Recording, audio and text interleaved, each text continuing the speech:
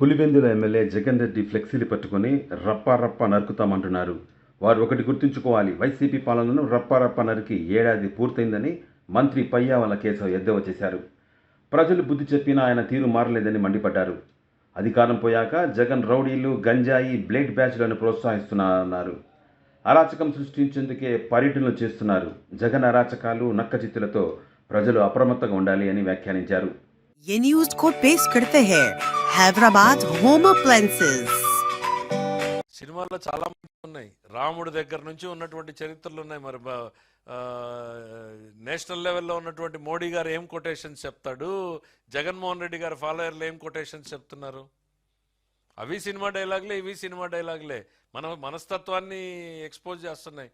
రప్ప నరికేస్తామంటే ఎవరిని నరికేస్తారు? సంతోషమే అంటాడు. ఒక మాజీ ముఖ్యమంత్రి పదవి తప్పు, అది ఎవరో కుర్రాడేమో పట్టుకున్నాడేమో, అట్లాంటిది నేను యాక్సెప్ట్ చెయ్యను అని చెప్పాల్సింది పోయి సంతోషమే అని అంటే ఇంకా 10 మంది పట్టుకోండి, ఇంకా 10 మంది పెడుదారి పట్టండి,